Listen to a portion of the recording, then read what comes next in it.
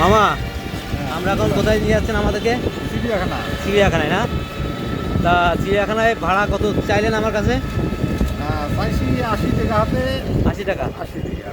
তা আমি তো বললাম একটু কম দিব, আপনি কম নিতে চাচ্ছেন না, কারণটা কি? কারণ ওখানে চাঁদা নেয় 10 টাকা। চাঁদা লাই 10 টাকা, কিসের জন্য নেয় চাঁদাটা?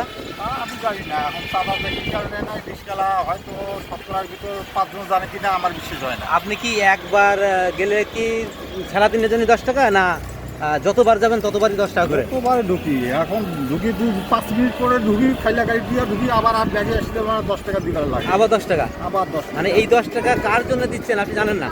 কিছু জানি না। আমার সমঝোতার মন্ত্রীকে আমি জানাতে চাই যে এই 10 টাকা, এই যে চিড়িয়াখানায় আমরা যাবেন, এখানে ঢুকলেই 10 টাকা, যে কোনো রিক্সা যতবার ঢুকবে, যে ঢুকবে সে তার 10 টাকা দিতে হবে চাঁদা।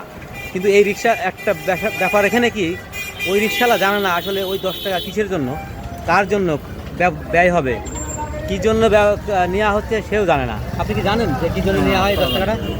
জানেন না? দেখেন, 10 টাকা আমাদের মন্ত্রী বলছে সমঝোতা ভিত্তিতে, কিন্তু যতবার ঢুকছে ততবারই 10 টাকা করে নিয়ে নিচ্ছে।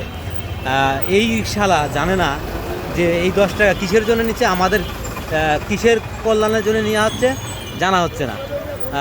এই জন্য সমঝোতা মন্ত্রীকে আমি বলতে চাই, আপনি একটু নিজে এসে দেখবেন এবং কেন এই 10 টাকা নেওয়া হয় এটা আপনি পরিষ্কার করবেন, আপনি নিজেই পরিষ্কার করবেন।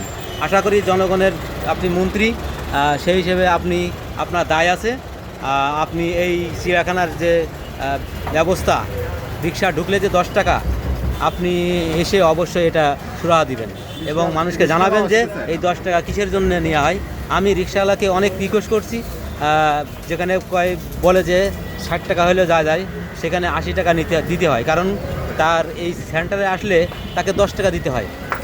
কেন দিতে হয় এটা জাতি জানতে চায়, এদেশের মানুষ জানতে চায় সমঝোতার মন্ত্রীর কাছে। অতএব আশা করি আপনি এসে, সরজমিনে এসে আপনি এটার ব্যাখ্যা দিবেন। আল্লাহ হাফেজ, আসসালামু আলাইকুম। আপনি কি চান বলেন একটু? না, আমি তো এটা চাই যে খুলে আপনি জানতে চান যে আমার 10 টাকা নিয়ে কোথায় ব্যয় হবে? ব্যয় হয়, এটা আমি জানতে আপনার 10 চাই। টাকা নিয়ে আপনার যে রিক্সা চালান, জানি না যাব তো আমরা কেন দিচ্ছি এই টাকাটা, তা আমি বলতে পারি না, আর বলতে আমরা পারছেন দিতেও চাই না। আর আমরা সবাই যাত্রীও তো যাইতে পারে না, এই 10 টাকার জন্য ইস্কালা যাইতে চায় না। মানে 10 টাকার রাস্তা আপনার 20 টাকা গুনতে হয়, 20 20 টাকা বলতে হয়, 30 টাকা বলতে হয়। তারপরে যাইতে, কারণ এই 10 টাকার কারণে 10 টাকার ভাড়া 20 টাকার ভাড়া 30 টাকা হয়ে যায়। এটা কিন্তু অনেকে রিক্সা চড়তে চাইলে চড়তে পারে না, অনেক সময় ভাড়া ধরতে চাইলেও ধরতে পারে না। আর এই কালে টাকা এই জায়গায় টাকার জন্য। আল্লাহ হাফেজ।